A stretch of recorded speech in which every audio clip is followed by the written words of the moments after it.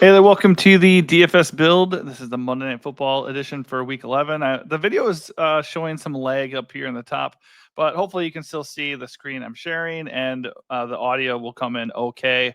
StreamYard's having some issues with the video here, so it's okay. It's just my face up there. As long as you can hear me, we're just gonna power through. If anything helps you out in this video, smash that like button and also give the channel a subscribe.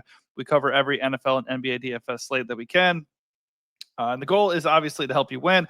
Definitely, we hand out the top plays that we like for a given slate, but also this is about looking at process, looking at ownership, looking at projections, and just kind of looking at general strategy and what ways we can go about building out lineups and approaching a given slate. So tonight we have Houston at Dallas. The game has a 7-point spread and a pretty low 41 game total. That has everything to do with the Texans being the better team at this point by a considerable margin. They even get Nico Collins back for their passing game, so they're just as dangerous as ever. Also, no Dak Prescott for Dallas. He's out for the season, so they just have Cooper Rush. He has been okay in spot duty in the past. Can't really say that's the case this year. He was not good at all against the Eagles in a 34-6 blowout loss, but the week before in relief of Dak, he was okay. So it's not crazy to think that Rush could have some success here. He still has CD Lamb. Rico Dowdle has flashed ability. They do have some weapons in Dallas. They are pretty one-dimensional, though. So just naturally, I'm definitely leaning Houston. If I was betting on this game, I would bet on the Texans to win. I'd bet on the Texans to cover. And take any alternative bets as long as they're favoring Houston. There's no reason not to like the Texans in this game. So naturally, that is going to carry over to NFL DFS for a contest at DraftKings. So let's just look at this from a logical standpoint. I'm going to refresh this real quick to see if any ownership popped up, but last time I checked, it did not. It's a little surprising for it not to be up. It is the day of the game, but sometimes early in the day it's just not there. That is fine. We can still look at each play and kind of figure, and I can kind of project the ownership a little bit myself. Okay, so we're just going to look at the captain slot and kind of work our way out from there. Talk about the guys that we should have a lot of interest in playing the captain, and maybe talk about some tournament plays in the captain slot as well. So Joe Mixon looks like the best overall captain, and I'd be a little bit surprised if he does not carry the most ownership. I think, like usual, the big play is, do you want to be a little underweight and just slide him over to the flex so you can get different right away? Because there's always the chance that Mixon doesn't deliver to the point where it balances out with the ownership. But he's been awesome. I mean, in the last 5 games, he has 17 plus fantasy points in every game. He scored a touchdown in every single one of those games. So it's just a massive role. 24 plus carries in 4 straight games. The last 4 weeks are probably the best indicator of what we can expect his role to be, and it is massive. I will say with Nico back that it's possible they end up passing a little bit more. I mean, the matchup against Dallas is good either way you look at it. So if it presents itself, they could throw a little bit more with Nico there. Although it's also worth wondering if Nico is limited to any degree and if they just don't really need Nico in this game. So definitely consider that. But across the board, Mixon looks awesome. The Cowboys rank 29th against running backs on the year. They've given up 10 touchdowns, over 1,000 yards. They've given up some production to running backs as receivers. So every way you slice it, Dallas is a really good matchup. The game's in the Dome. I guess the only downside is the game, they're on the road. Houston's on the road. So I wouldn't read too much into that. I think that's a little bit noisy. So yeah, Mixon looks awesome. The only reason I would be underweight on Mixon, or it wouldn't really be underweight, I think I want Mixon in my lineups because Houston is favored. It's a good matchup. And he's been very, very productive with a huge role. So the only thing I would do differently is maybe slide him over to the flex and get somebody, probably a Texans guy, that is going to be a little bit overlooked. I don't know how overlooked Nico is going to be, but if his ownership comes in, somewhat low because it's his first game back and because the Texans are favored and may not need him very much, then I'd be very interested in Nico and the captain. So I like Nico here. The Cowboys are not great against the pass. They are bottom 15 against fantasy wide receivers, and I think bottom 10 against fantasy quarterbacks. Yet bottom 5 against fantasy quarterbacks. So they're definitely giving up production through the air. It's worth noting Micah Parsons is back, so the Texans have had a little bit of trouble with pass protection. So that could be an issue with the dome turf allowing the pass rusher speed to be a bigger factor sometimes than it is on grass. So could Micah Parsons tee off here and, things don't go quite as expected? Sure, it's always possible. But both Stroud and Nico, and you can even throw Tank Dell in there too, those guys are probably rounding out, the top 5 or 6 plays here with CeeDee Lamb slid in there somewhere. I would not be surprised if the ownership looks like this. Joe Mixon, CeeDee, and then we're looking at Stroud, Nico, Tank. And then after that pack, probably Rico Dowdle in there somewhere too. So all those guys look really good. There's no reason to shy away from them, with the caveat of CeeDee having a back issue and not being fully 100%. He's been limited in practice. I think he even might have missed a practice. And he's actually literally questionable for this game. So it sounds like he's going to play. Head coach Mike McCarthy said he wasn't concerned. I don't know if I want to fully believe Mike McCarthy every time he says something, but hey, if Nico's good, or if CeeDee is going to play, and if that injury status at all makes his ownership in doubt and lowers it whatsoever, I will definitely have interest in CeeDee Lamb. Because on the other side, okay, Houston's pass defense has actually been pretty good. So on the year, let's see, they've given up touchdowns, passing touchdowns. They have given up the second most passing touchdowns on the year, but actual production through the air has been very stingy. They have given up the third fewest passing yards on the year, and they've intercepted 13 passes on the year, which I think is the third most in the NFL. So they've not been a friendly matchup for quarterbacks. I think Cooper Rush is going to go a little bit overlooked on this slate. So I do think the fact that they're probably going to be playing from behind, and that when they're not getting interceptions, the Houston defense, through the air can be a little bit vulnerable, especially apparently in the red zone.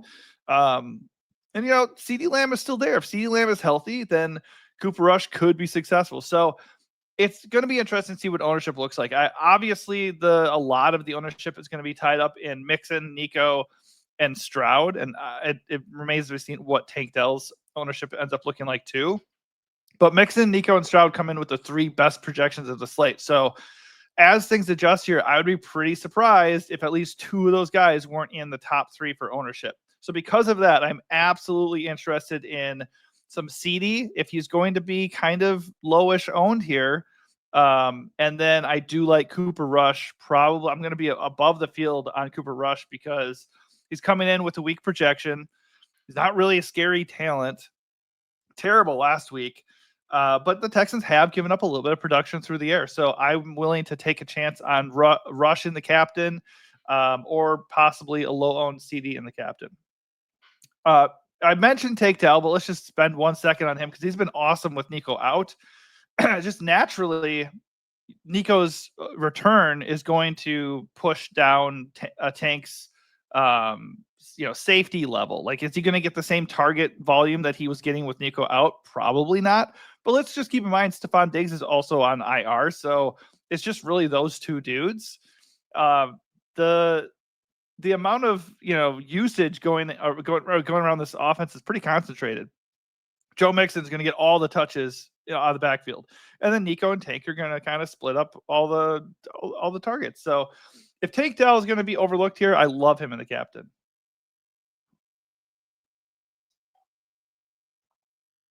I'll mention Jalen Tolbert. If CeeDee is out, Jalen Tolbert is a smash play. Great flex, really interesting captain because he would just get a lot of volume. And even if CeeDee is in, if there's a case where CeeDee gets a re-injury because he also had the shoulder issue he was dealing with, or the Texans really sell out to stop CeeDee and Tolbert just gets a lot of the volume, I think he's really, really interesting. Definitely going to be overweight on him. He doesn't project super well. And like I said, the actual passing yardage matchup doesn't look great, but I would not be surprised if he snuck in a touchdown as they play from behind here. I do in theory like Jake Ferguson because the Cowboys are probably going to have to throw a lot, but boy, oh boy, the Texans have not been a fun matchup against tight ends. They've been number 1 against passing tight ends on the year.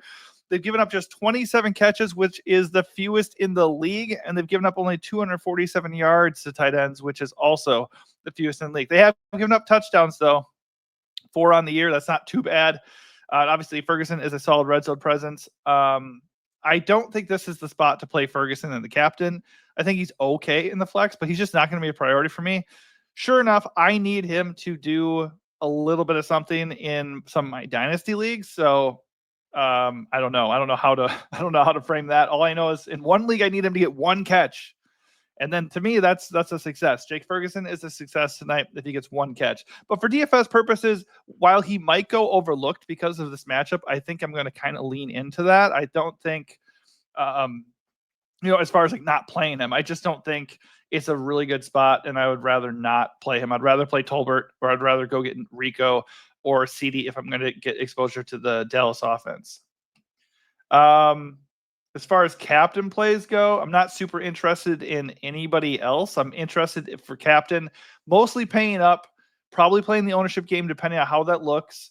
But I don't really mind eating the mix and chalk at captain, to be honest. A lot of showdown slates, right away I say, hey, you know what? This guy's gonna be chalk, so I'm gonna slide him over to flex. I will do that for some lineups with Mixon, but this is a slate where I don't mind eating the mix and chalk and captain and finding ways to get different in the flex, because the matchup is amazing, the role is amazing, and there's enough good plays that it's possible his ownership gets diluted a little bit, or enough for it to not be that big of a deal. But if I had to guess, he's going to be pretty chalky. You could also play the Texans defense in the captain. That is a nice tournament play. Obviously very viable in the flex, but they're facing Cooper Rush. They're facing a one-dimensional offense. And if the turf is going to assist Micah Parsons and the Cowboys pass rush at all, it absolutely could help Houston's pass rush too.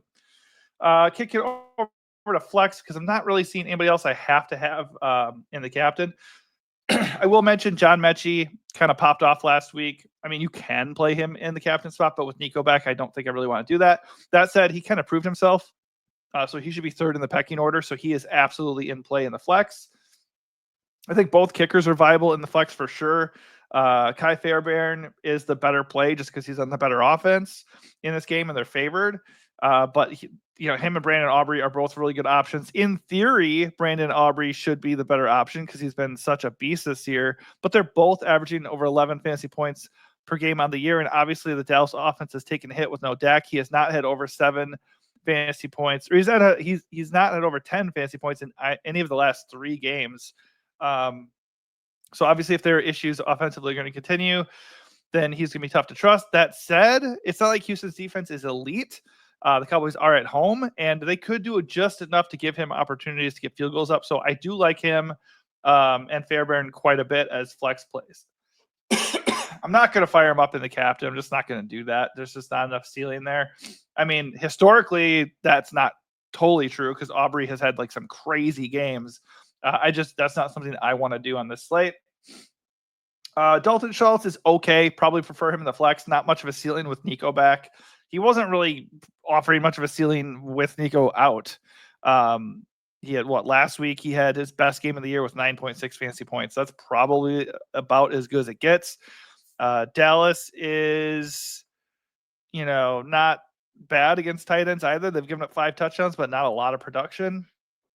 I mean, sometimes it can go either way. Like Nico being out would mean Dalton supposedly gets more target volume, right? More opportunity. But Nico being in takes eyes away from Dalton Schultz. Obviously, you can also consider a little bit of revenge game, him returning home to Dallas here. Not impossible. That said, I do prefer him in the flex, but he is an okay play. Excuse me. As far as punts, these other guys just aren't like really calling to me. I mean, Jake Ferguson's been a little bit, he was like sick. So if Luke Schoonmaker is going to have a role, he's a viable punt at $600. Other guys that have kind of been involved for Houston, Xavier Hutchinson, Robert Woods, they're okay. It's a showdown slate. You can look to them. It's not like I feel great about them, but they're there. Jalen Brooks, Kevontae Turpin for Dallas. in play as flex options, just not going to be priorities. All right, so without ownership, that's really all we can do. And look at these top plays. I think as things stand, I think Joe Mixon is going to be major chalk and captain. I don't mind eating it. I'm just going to have to get different in the flex. But I still, in a lot of my lineups, I still want to get different.